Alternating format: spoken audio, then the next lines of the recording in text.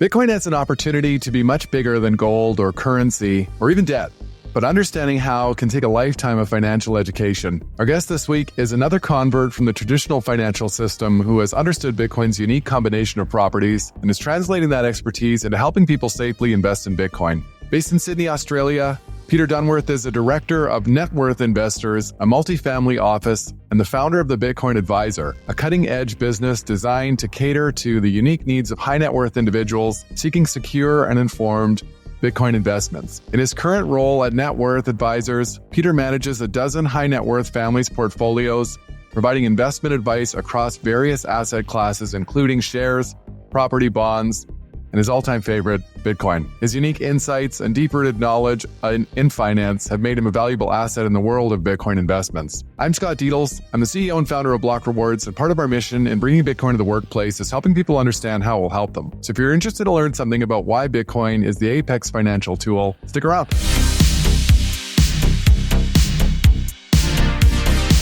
All right, welcome to another episode of the Block Reward podcast. Our guest this week is Peter Dunworth, and we are going down another journey of bullish predictions based on Bitcoin's financial qualities. The last time we did a bullish episode like this was with another Australian Bitcoiner, Luke Mikic, a few weeks back. Peter, really excited to have you on the show and to hear some of your insights based on your experience working in the traditional financial system. Welcome to the show. All right, welcome to another episode of the Block Reward podcast. We are heading back into bullish territory this week with one of my favorite Bitcoin minds from down under, Peter Dunworth, the Bitcoin Advisor. Welcome, Peter. Pleasure to be here with you, Scott. Thanks for having me. So we were chatting offline before about the great things about Australia and Canada, our native countries, and meeting in the middle on this problem of the money. We have the same problems. I want to just start by asking you this question. We start every week wondering for your opinion of how do you describe Bitcoin, Peter? What is Bitcoin to you? This is a dangerous question to ask because I could be here all day. It could be the whole show. But in its rawest form, Bitcoin is whatever you want it to be. To me, Bitcoin represents optionality with money and savings. And if you dig a little deeper and peel that onion, to the next layer, I look at Bitcoin and think Bitcoin is the perfect money. It is when you look at the functions of money, it's the perfect store of value, it's the perfect medium exchange, and it's the perfect unit of account. And something I like to call, the world's first triple point asset that is literally the perfect money. I knew you were going to go there. I love this concept of triple point asset, and I think it's such a great place to, on the one hand, you have people who don't understand Bitcoin at all, and they would maybe argue that it doesn't have any of those qualities. And, you sort of make the reverse point that not only does it have them, but it's the best at all of them. So maybe we could just spend a little bit of time talking about this triple point concept and, sort of walking through each one at a time. And what does that mean for you as far as like how Bitcoin stacks up to other forms of money and their properties? Yeah, I think so. You look at the functions of money, and this is a really deep question that, we spend a lot of time in and around money, and it's so essential for everything that we do, but no one really understands what this thing is. We have the ability to, I guess the three functions of money, the most basic of function. The first function that I look at is the store of value. And so what is that? That is the ability to store value of whatever you create through space and time. And this is where the apex predator of store of value for the last 5,000 years has typically been gold.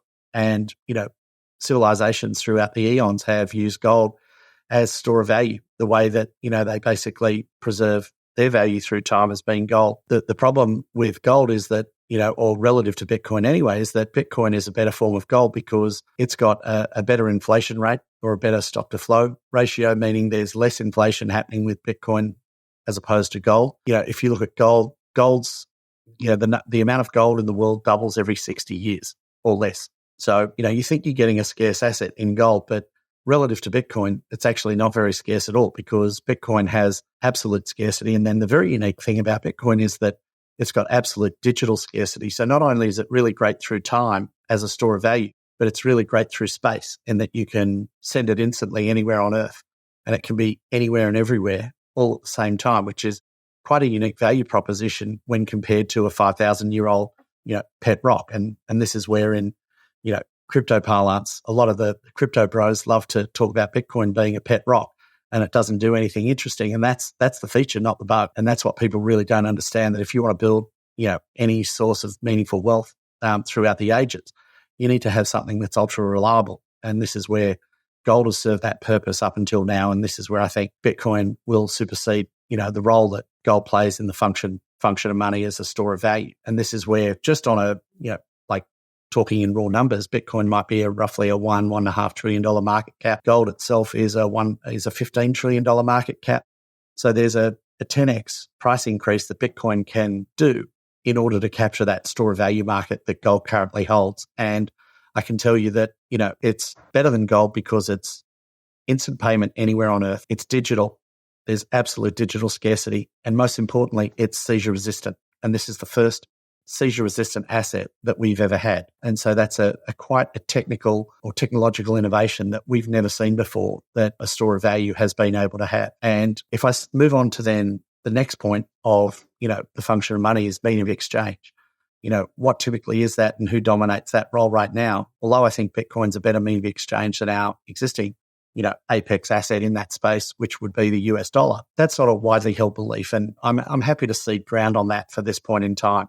But the reason why I think long-term Bitcoin will be a better medium of exchange than any other is, firstly, that there's no debasement. So the US dollar is currently being debased to the tune of somewhere between 7 to 10% per annum. They're creating more US dollars every year. Secondly, the US dollar is not censorship resistant, whereas Bitcoin is. So you've got the Bitcoin versus the US dollar as, our apex best medium of exchange that we've invented. But, the US dollar is not debasement resistant, which effectively leads to inflation. And it's not seizure resistant, and it's not censorship resistant.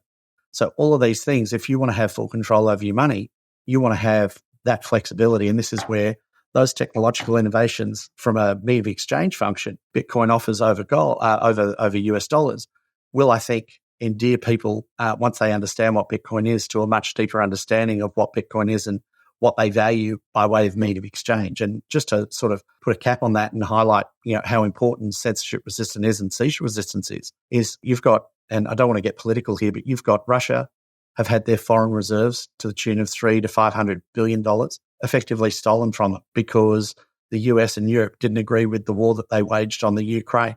Now, I'm not saying either way whether what they did was just or justified or good or not, and there's no moral judgment on that. But what I don't like is that a third party can come in and effectively steal a sovereign nation's asset.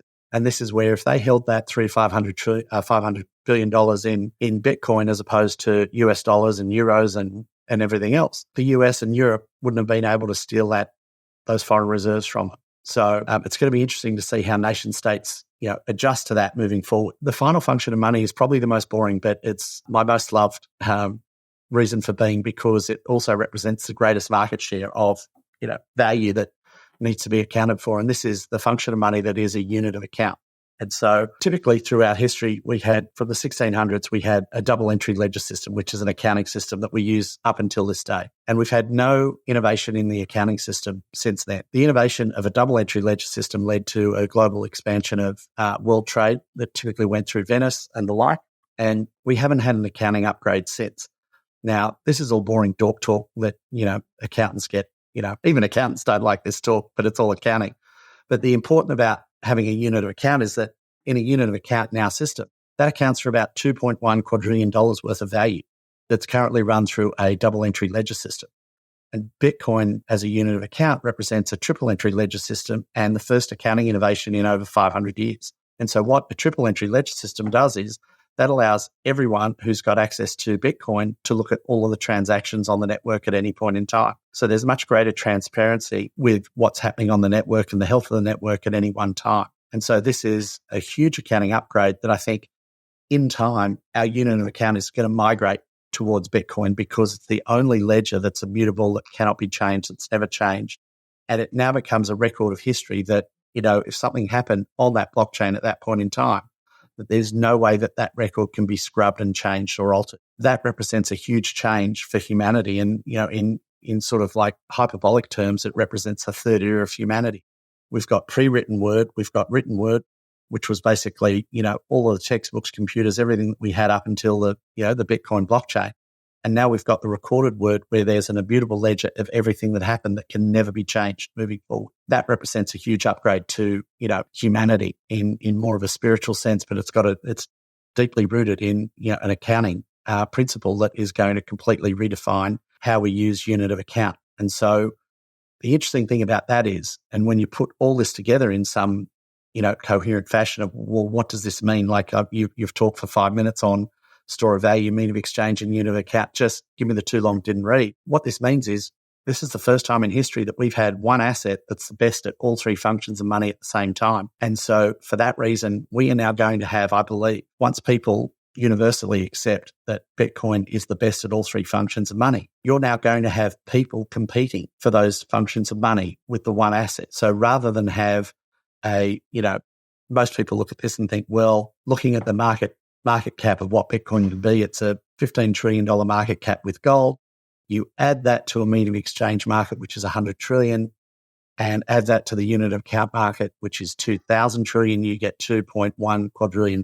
Divide that by however many coins there are, 21 million, and you get to a rough number of 21 or $100 million a coin. But that's not how economics works, and that's not how scarcity works. And when there's competition for scarce assets, and in this case, it's Bitcoin and block space on a single blockchain, all of a sudden, that is not the correct way of thinking about what the potential market value is for Bitcoin, because you're going to have competitive tension for these use cases competing with one another, driving up the price and value of Bitcoin, because you're going to have someone who wants to use it as a store of value competing with someone who wants to use it as a unit of account, and there's only a finite amount of block space that they need to fill. So they're going to put their hand up and pay whatever they need to get that on there. So my thinking is that the market cap is going to be considerably bigger than $100 million, because just on the way, how economics works and scarcity, and when there's, competitive tension, you get much higher prices. So we've got that to look forward to. A lot to unpack there, and I want to get to a few different things you said. I'm always astounded by the gulf of the intellectual gap that exists between people who think that Bitcoin is kind of like computer money, magic computer money, and then on the other side, you have people who, like yourself, who are visualizing this as sort of a foundational technology for an entirely new era of human civilization. And I'm right there beside you. So maybe to come back to the first point you were talking about, gold as a store of value. And there's an interesting, on the one hand, gold bugs would have a hard time seeing how Bitcoin stores value because it's non-physical. And on the other side, the crypto people, discredit this characteristic because it's the boomer pet rock. And it's almost like, this thing is actually the perfect combination of those two things. Can you maybe just talk a little bit more about how Bitcoin's non-physicality doesn't inhibit its capacity as a store of value? The fact that Bitcoin is non-tangible represents a huge upgrade to its ability to store value. And probably one of the charts that I think is most interesting is you look at the metals and what metals have the highest market cap. You typically have, if I look at the three industrial metals, you've got copper, which is the lowest price, and it's got the smallest market cap, and it's got the highest industrial use case and the lowest monetary premium. You look at silver relative to that is that it's got a much bigger market cap. It's got a big industrial use case, but it's also got a big use case for monetary premium / jewelry, the like. And then you've got gold, which has the smallest industrial use case and the largest monetary premium to it. And this is where a lot of people think that store of value has to have a tangible use case for it, because otherwise, it's worth nothing. But if you look at those three metals and line them up and then put Bitcoin next to it, Bitcoin has, each of those metals, as you go along from copper to gold, gets an exponentially larger market cap, despite the fact that there's less industrial use case for it. And then you put Bitcoin at the end of those three metals, and you look at that and you think, well, Bitcoin has zero industrial use case for it. There is zero, absolutely zero. And it's 100% monetary premium. And this is what gets really interesting. You look at that and you chart the line and you think, okay, well, if gold has, say, a 20% or an 80% monetary premium and Bitcoin has a 0% monetary premium, the value of Bitcoin should be exponentially larger than what gold is, because relative to copper, relative to silver, relative to gold, because Bitcoin has zero, we should have a much bigger market cap. And this is where, if you look at the tangible use cases for Bitcoin, there are none. But the intangible use cases for Bitcoin are effectively infinite. And we're only 15 years into this Bitcoin experiment. And I can tell you 1,000 use cases that I can see which will improve our current systems, processes, and, financial system. But this is, what I can come up with, let alone what 8 billion people staring at this problem can come up with, which would be far smarter, better, than what I can do. Yeah, which makes me think then about the overlap into medium of exchange. And you made a great point to talk about the separation of use cases. And I think thinking again still about gold is a great example, because nobody is buying gold today expecting to use it to buy their groceries. Like, this is basically gold other than its industrial use cases or jewelry.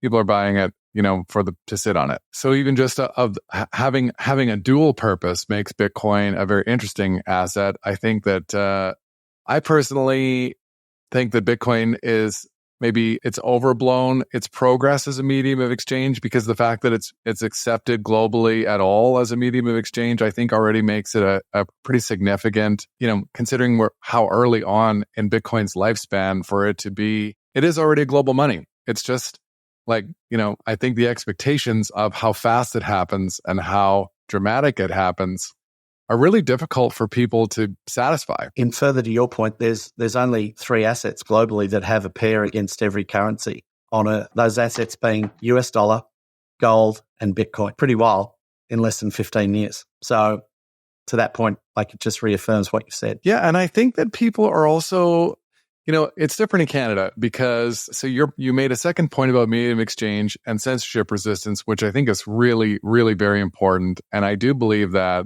the U.S. making the decision to freeze U.S. treasuries and Russian central banks was a really watermark moment for kind of the future or the end of central banking. But that censorship resistance is also very relevant at the person level. And we experienced it in Canada, where there's a non-political statement, but in Canada, people who protested against the government's decisions during 21 and 22 had their assets frozen and sometimes confiscated.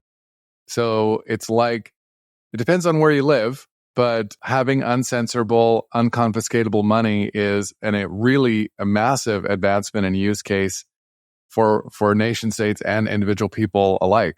This is something that is a huge technical upgrade to the way money works. Yeah, it is. And this is where how assets work, full stop. This is the first asset that you've got, which is censorship and seizure resistant from anyone or anything. And, this is the first real asset that you can actually hold. And, I say this facetiously, but on a serious note, if you believe the pyramids, Great Pyramids in Egypt were built as tombs for the pharaohs, if they had Bitcoin, we wouldn't have the Great Pyramids. They'd just remember 12 words in their head. They'd be thrown out in the desert.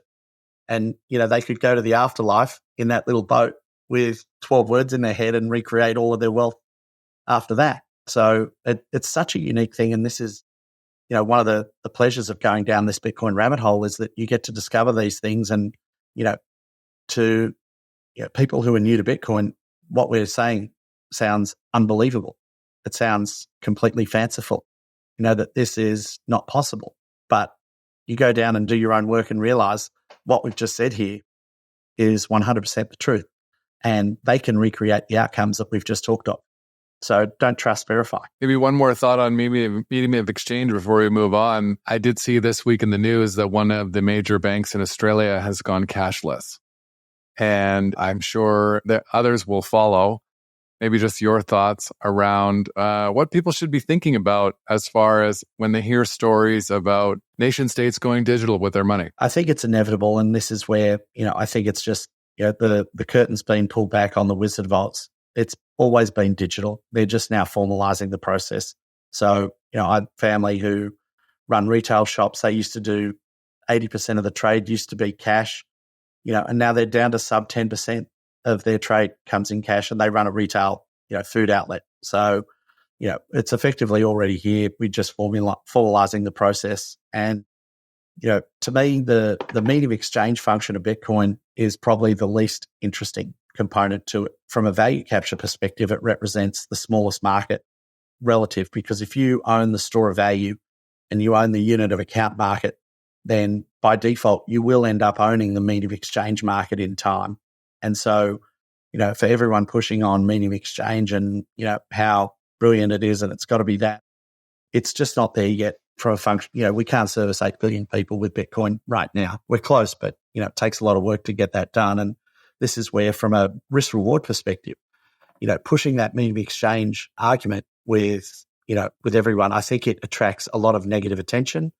It attracts the ire of the government, and there's very little value capture. Less than 5% of the value is tied up in mean of exchange. And I look at this and think the juice ain't worth the squeeze when it comes to mean of exchange and trying to capture that market right now. There's low-hanging fruit with, store of value and unit of account, and there's no gatekeepers there.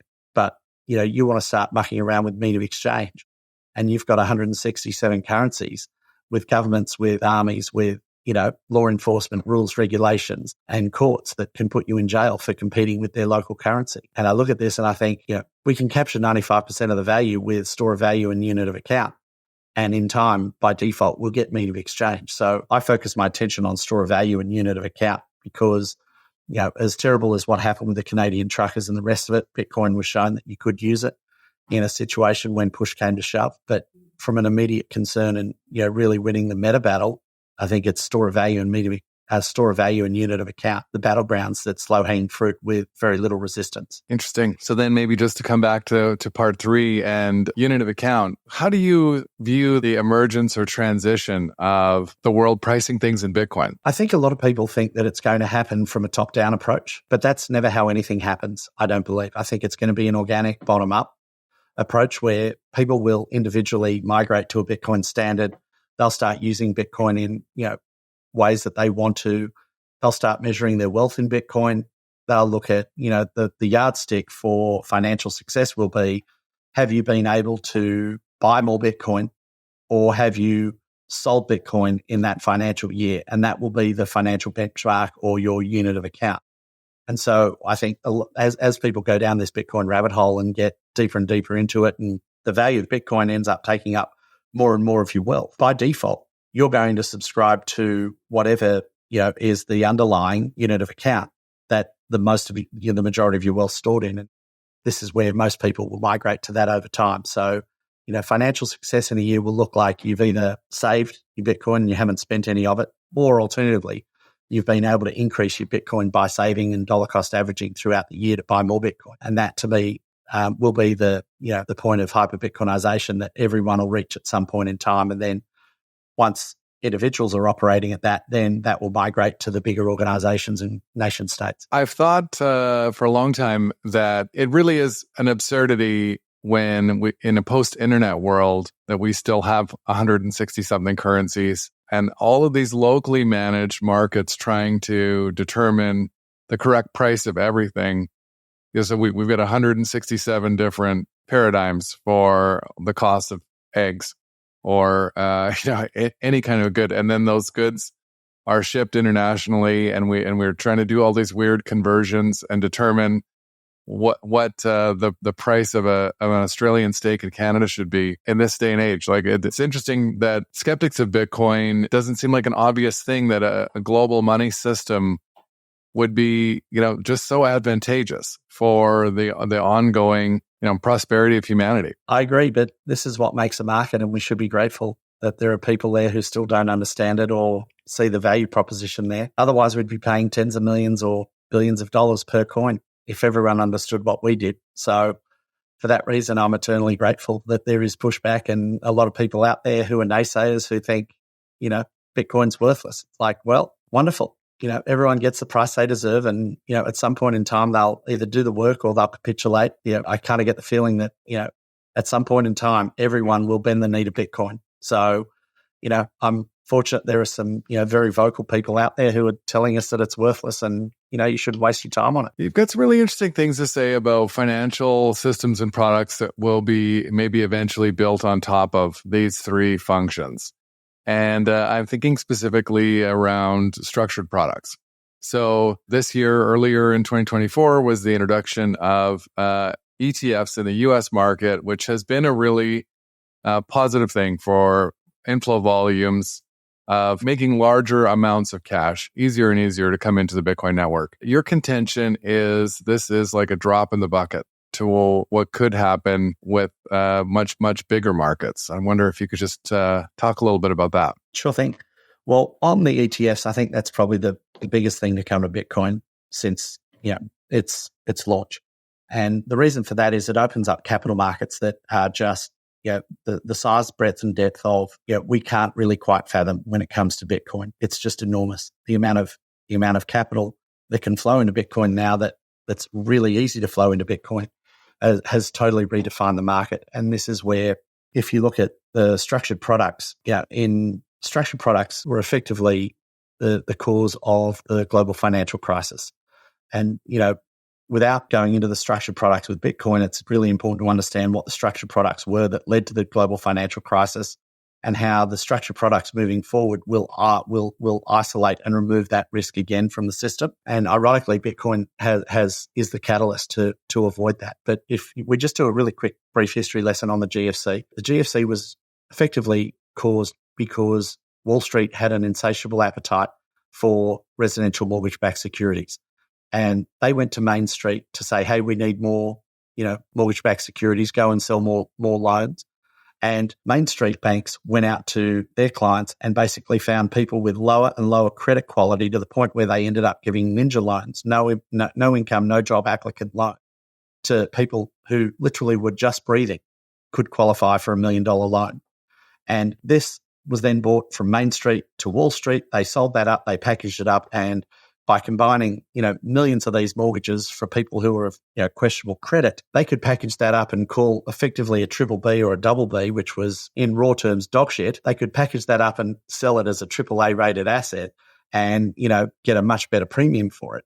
And now what happened was when, the poor credit quality applicants who weren't able to meet the repayments on their loan defaulted, the value of the collateral fell, the value of the underlying fell, and this basically caused a domino effect all through the financial system, including all through Wall Street into the pension and insurance funds who had basically bought all these products and realized they weren't worth the paper they were written on. And so if I look at that and think, that was the most heavily marketed product up until this date that was effectively financializing and tokenizing US mortgages, effectively the US residential mortgage market, which is one of the biggest markets on earth. Now, why is that important to understand? Because moving forward, we're going to be able to create structured products in a similar vein to that where you slice and dice it and sell it on to pension funds, insurance companies, and deliver this to the world by effectively packaging up two products, a US Treasury and stapling that to a percentage of Bitcoin or a Bitcoin ETF so that you merge the two and you create now a structured product in the form of a capital guaranteed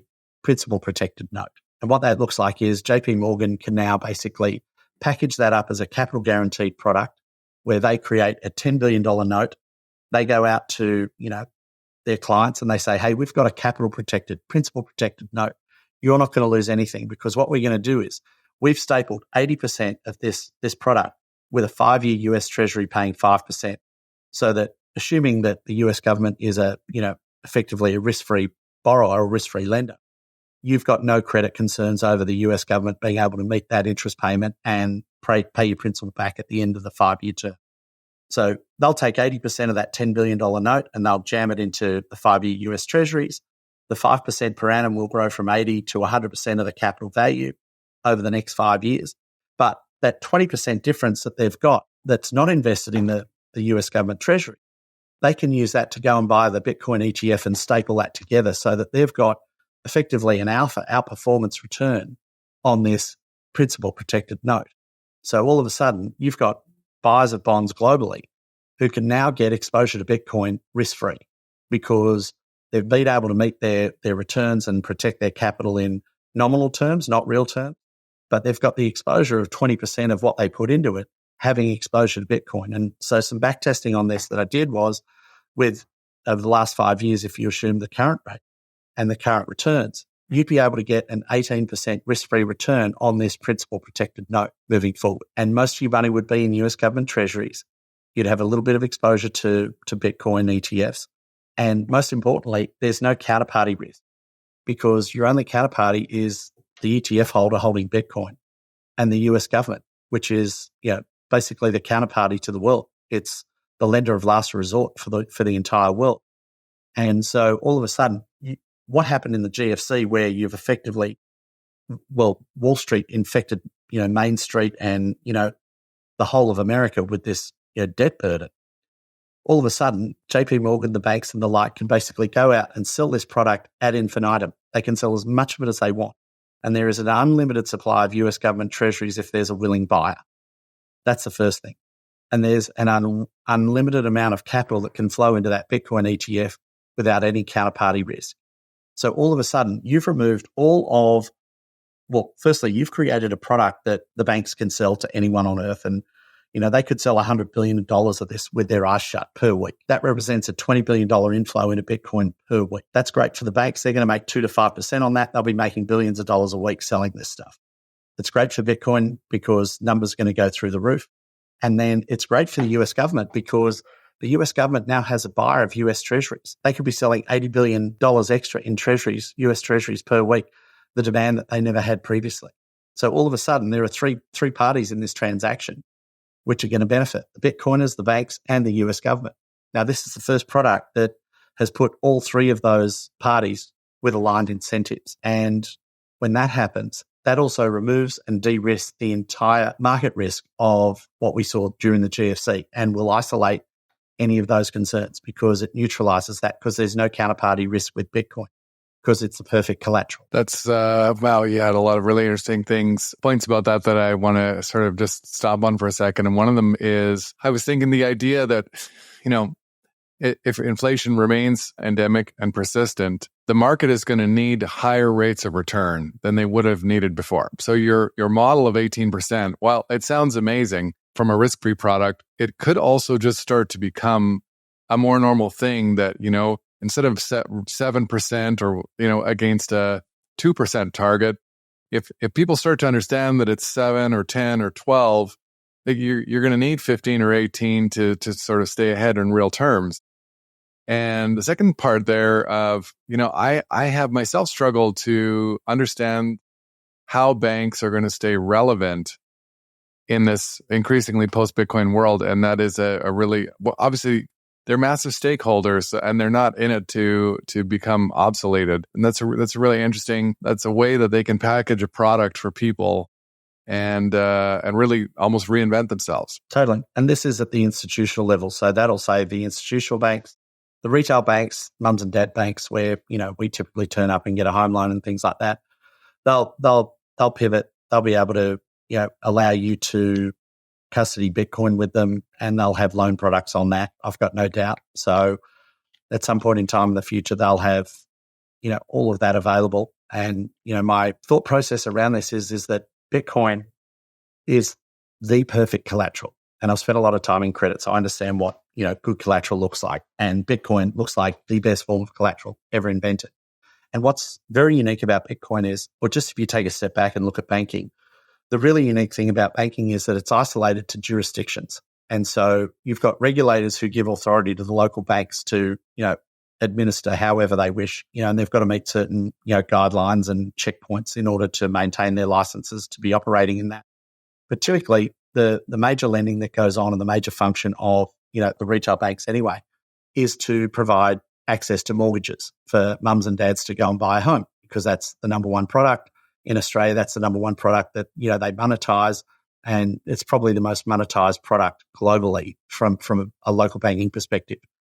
But the interesting thing about Bitcoin is that the jurisdictions that the banks are regulated in protect them and ensure that number one credit product, which is the mortgage, is isolated to that local jurisdiction.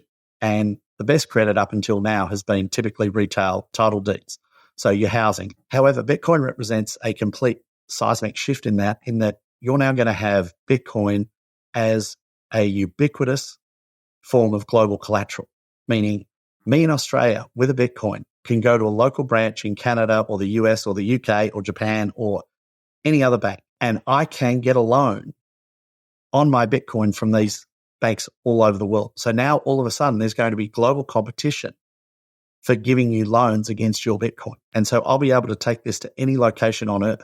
Now, I can't do that with a residential title deed. if I've got a residential title deed in Sydney, I can't come to, the Canadian Bank or Royal Bank of Canada and say, hey, can I have $1 million on my Sydney title deed, please? It's, basically piss off. We don't do that market, go speak to a local bank.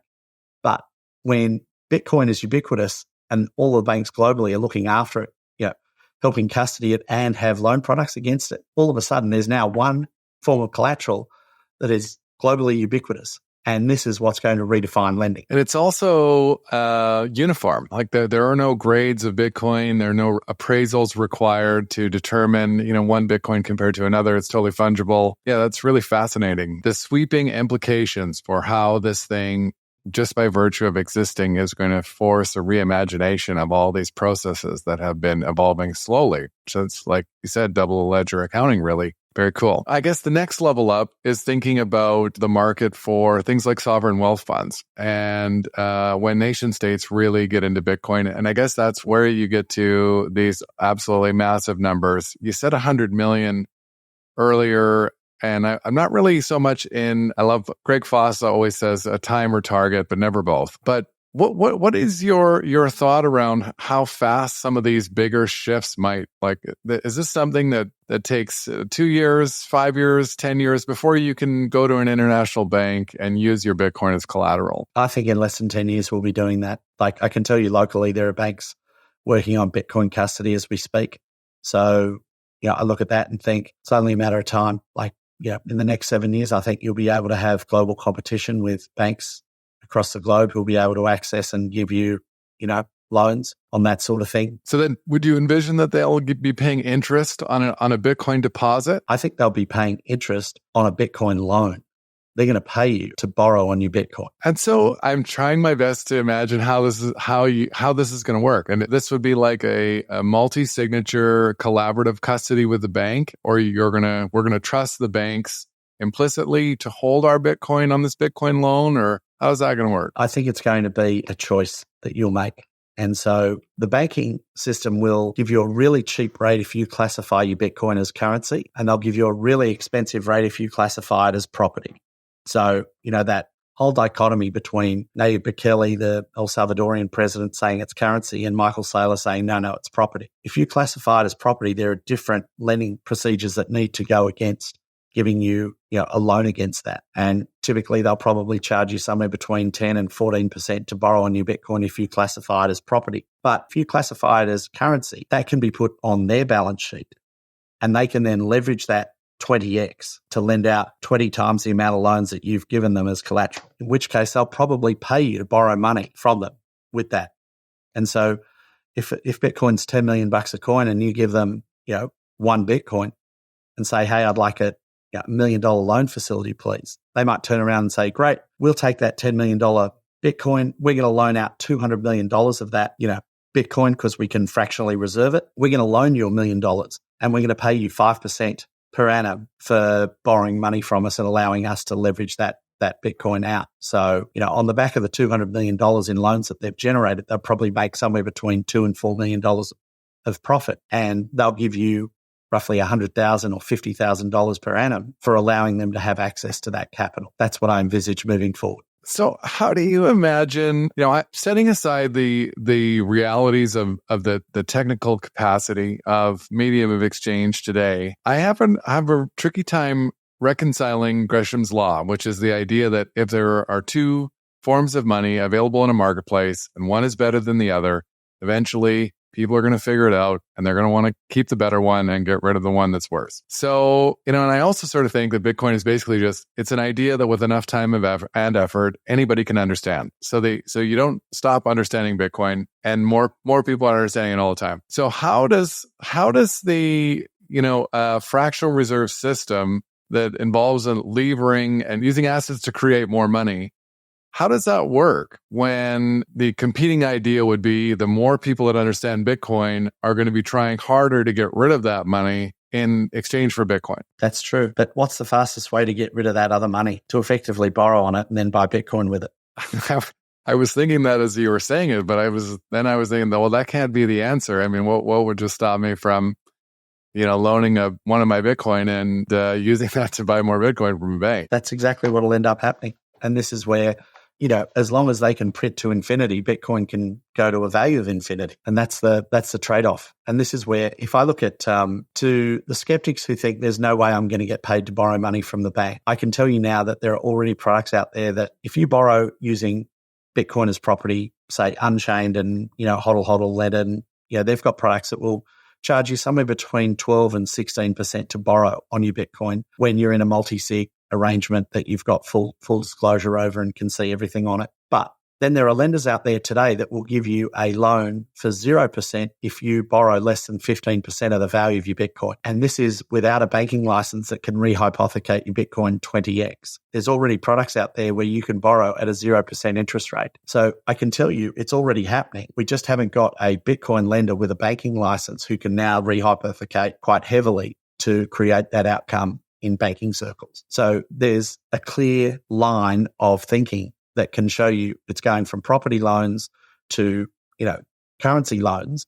And you can now today get a 0% currency loan if you borrow 15% or less on your Bitcoin. Maybe that's a good segue to just talk quickly about what you guys are doing with Bitcoin Advisor. You're helping people get into Bitcoin safely and doing some really interesting things with collaborative custody. Could you maybe just give us a 411? Sure thing. We, the Bitcoin Advisor, I've got to say, it's an absolute joy talking to Bitcoiners all over the world. We've very fortunate. We've got an absolutely stellar team of Bitcoiners who give their time and energy into helping Bitcoiners all across the globe get their Bitcoin off exchange. So our number one reason for being is to help clients get Bitcoin off exchange and to safely self-custody that in a way that they're not going to lose any Bitcoin. Regardless of how technically proficient you are with, self-custodying your Bitcoin, there's not been one person that we haven't been able to help to date to secure that in a collaborative custody arrangement. And what that collaborative custody arrangement allows for is for someone who's never bought Bitcoin or is